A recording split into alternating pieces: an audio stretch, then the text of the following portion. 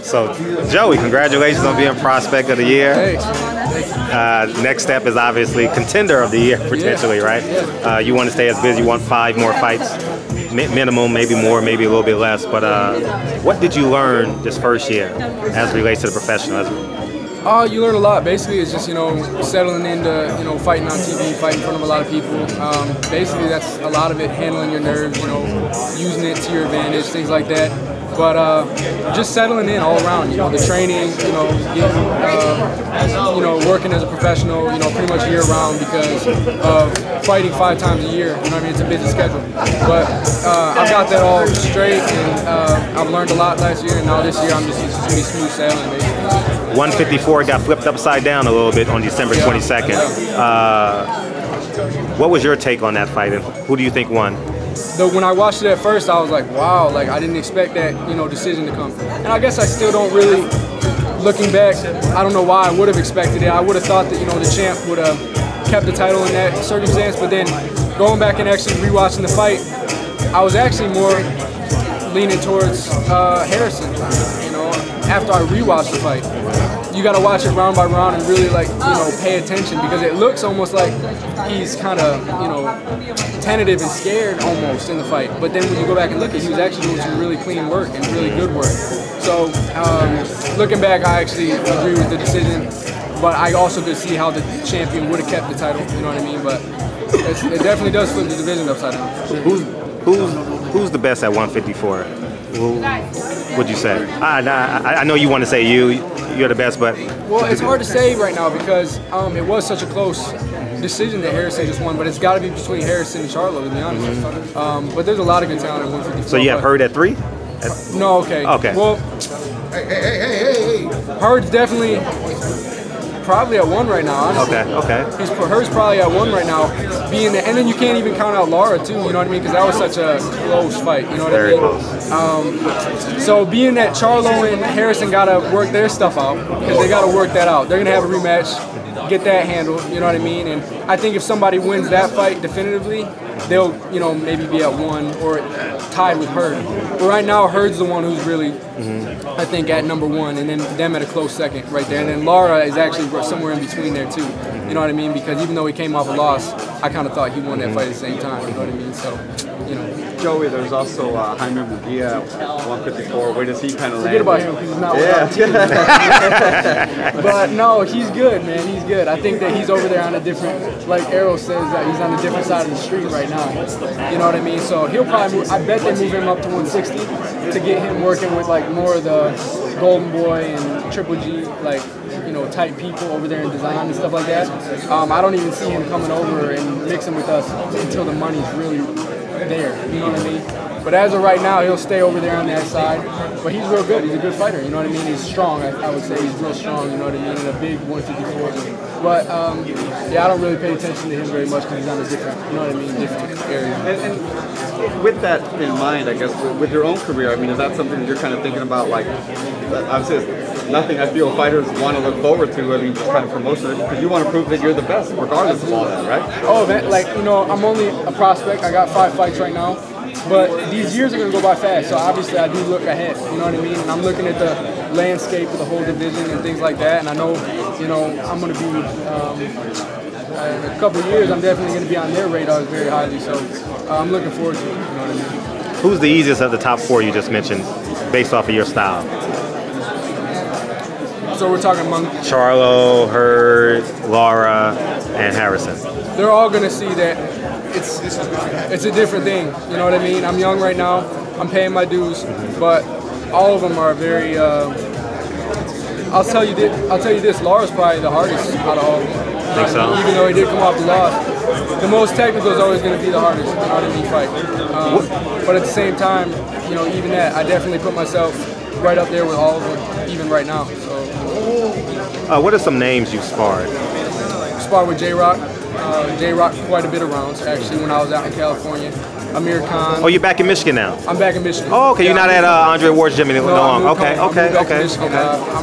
I wanted to move back to Michigan. I'm getting a ton of support there. You know what I mean? It's good. I'm doing a lot of promotional stuff there, and it's just good for me to be at home at this point. But sparred with J-Rock a lot, Peter Quinlan, Amir Khan. There's been others, but that's a Try and get some name association for you. Yeah. Looks like he might be fighting Terrence Crawford soon. Yeah. What do you think about that fight? How does that fight play out? Oh man, that's a good one, man. And I'm real cool with Amir. Amir's really slept on in his division, honestly. Like, I look at the disrespect he gets, and I understand it in some ways. Some maybe was brought upon, like, with the layoff and maybe the Canelo fight, maybe some bad decisions in his career, like, as far as fights and things like that. But he's got underrated skill and speed, and honestly, he's going to be a hard fight for anybody, especially Terrence coming up in the new weight class. It's going to be a great fight for both. Can you talk about his speed? Oh man, dude, that's the thing. That was what was great about me sparring with him, because you don't really get that much speed from anybody else, you know what I mean? So being in the ring with him, and what people don't really know about me yet is I do have, I lean towards being a defensive fighter, but you guys haven't really seen that yet, just being with the type of fights I've been in so far. It's just been more like knockouts, quick knockouts and things. But being able to use my defense against his speed, and it's just a different type of timing that you got to adjust to. So that was really good for my young career, you know what I mean? Now, J-Rock is, so I'm assuming that you train with J-Rock out at SNAC. Yeah. Can you talk about SNAC? Because I've been real skeptical of them. Just explain SNAC overall and what the hell goes on in there. Well, I'm not affiliated with SNAC as far as, like, actually I never really trained out of that gym, but I went when he had camp, so I'd be his sparring partner. Okay. But, I mean, I've been there a lot of good people. I mean, I don't know about all the other stuff, the allegations and things like that. I couldn't really say. I don't think J-Rock's a part of any stuff that has gone on in that, facility or anything like that, and I know them pretty well, so I wouldn't say that, I would pass that on to anyone, you know what I mean? Mike, what do you feel about Spence versus Garcia? Spence versus Mike. Oh man, I'm a big fan of both. Spence is probably my favorite welterweight. He is my favorite welterweight probably. Him and Sean Porter are my favorite welterweights. But Spence, compared to Mikey, I think he's just too big because they're pretty equal in skill. You know what I mean? But Mikey's got, the heart of a champion and the mindset of a champion. He's got, a great mentality going into it, but so does Spence. They're both super mentally tough dudes, so it's not even like you got a mentally tough dude going up against a real talented, maybe mentally weak dude. Like, he's real strong-minded too, so it's a crazy matchup. But he's got balls, you know what I mean? So he's gonna go up and try his best to do his thing, and hopefully he can get it done, you know what I mean? I was just gonna ask you, like, just as a fighter, you know how difficult it is to move up just one division, let alone moving up two. Like you said, fighting the man at the division. I feel like Mikey, regardless, is getting a lot of respect from the boxing community for that. Yeah, he is, because that is something that a lot of people aren't willing to do. You know what I mean? That's something I've always respected, and that's something that you see me doing, as I first conquer one division, and then when I do that, then I'm always going to look to move up and take the next challenge, I'm not just going to sit in one division and try to just, sit there forever, you know what I mean? Conquer one and then move up and try to take the next, because that's what real fighters are supposed to do, you know what I mean? And I'm not saying there's anything wrong with staying at your division while it's time, while you can still make the weight, but I'm just saying eventually move up, take those other challenges. It's what it's all about, you know what I mean? We're supposed to be warriors, we're supposed to move up and take on any challenge, you know what I mean? So eventually that's how it's going to be. Adrian, What's the biggest challenge in the game that you're looking forward to? You're already talking about moving up. Obviously you need a win on Sunday, but what's the biggest challenge out there that you're looking for? Well, I probably got a good 2 years time in, fighting for titles, you know what I mean? So I'm looking forward to seeing where the divisions are at that point, but I mean, all of them, Charlo, Harrison, all of them in the future, if they're still there, then obviously that's where I want to be one day. What are your thoughts on that Charlo Harrison fight from a couple weeks ago? Oh man, it was a good, close fight. I mean, when I looked at it, I thought that Charlo won at first, but then I went back and rewatched the fight, and I thought actually Harrison did some great work, and I think he was actually, you could agree with that decision. Joey, Spence, Crawford. If that fight ever happens, how does that go? Now that's like a 50-50. Those are my two favorite fighters in the game right now, other than Canelo. So the active fighters, they're great, and it's really just going to come down to who executes best in their performance that night. You know what I mean? That's really where it comes down to. Jared Jared Hurd potentially could be signed anytime now is J-Rock. Yeah. Who wins that fight?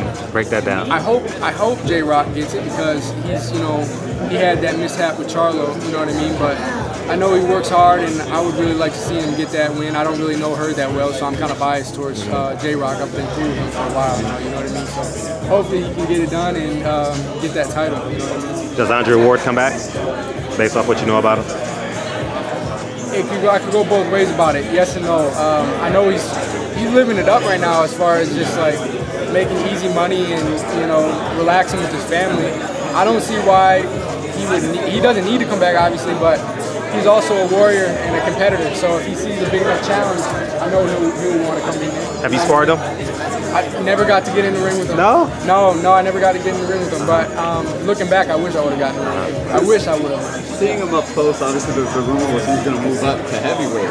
Yeah. Do you feel his frame and all that? You see him in the gym, obviously before he's cutting weight, all that. Like, yeah. Do you feel that he'll be able to carry that weight fine and still be effective? I think he can make the weight, but I think less of what weight will have to do with the fight if he moved up to heavyweight and fought someone like Joshua, more to do with his defense and elusiveness and stamina, because these dudes can't, I don't think, carry they might have a lot of advantages against him, but I don't think he's got the stamina that he has, the footwork, the movement, the speed, the agility, the defense. He's a master in the ring, you know what I mean? A lot of people, most people only get to see these guys fight, you know what I mean? But seeing this dude in the gym, he's just unbelievable. Just unbelievable. I've never seen anything like it. I've been around a lot of champions and things like that. Andre Ward is unbelievable. Explain why do you say that? Like, what, is there a moment that or just what is it Every about day. watching? There's no moment about it. I've been in a couple of his training camps, and I've never seen him have a day where he's not on point. You know what I mean? And that's something that's rare because you have on days, off days. But what he's able to do on those days when he's fatigued in the ring, sparring, or just carrying to his other training and things like that, the pace that he's able to keep in the in the dog days of training, in the 4th and 5th week, where it's the hardest, it's just unbelievable what he's able to do with his mind and what that carries him, through so much further than a normal guy can carry himself to, if that makes sense. That stick with you? Oh, I think about it every day. I don't even know if he knows how much I think about it. I think about it every day. Every day that I train, I think about how he carries himself. Can I put you on the spot? Priceless gift almost. Seems like Yeah, it's a gift. Sure. Can I put you on the spot? Ward, my last interview with Andre Ward was Kovalev, and he said he wanted to move up to heavyweight. How would Andre Ward do against Deontay Wilder? I think he would, honestly, it would be easier for him than Joshua. Not saying, when I say easier, I don't mean it'd be an easy fight. I mean it'd be almost a better stylistic fight to go after, in my opinion, at heavyweight than Joshua. Because Joshua at least is a little bit more precise. Deontay gets off with, you saw what happened with Fury, you know what I mean? Because Deontay gets off with, you know what I mean, the wild shots or whatever. And a lot of times that can be guys' kryptonite, especially at heavyweight, because they're a lot slower, a lot less athletic. But with Andre being so athletic, he's what people don't understand is what Fury was able to do as a huge man. It wasn't about power and it wasn't about strength. It was about movement, jab, speed, things like that. And Ward's going to have that compared to Fury times 3. You know what I mean? That's the difference. So he actually might be able to, do something with that fight if he were to take it, because those wild shots coming in, his jab, his movement, things like that. So Ward wins? I honestly would. You about to go viral? I'm just letting you know that. I would ride with Ward through anything. Okay, okay. But I truly believe he can win. Nobody's got the mind that Andre Ward's got. Okay. You said Canelo's your favorite fighter right now. Yeah, one of them. Why is it? Because honestly, ever since I was younger, a lot of people have compared the way that I fight in the ring. Sam. See some things that Canelo does in me.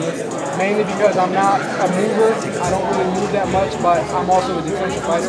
So it's more like Canelo, like a stationary counterpuncher. And that's what I like to do mostly. I can do a lot of different things.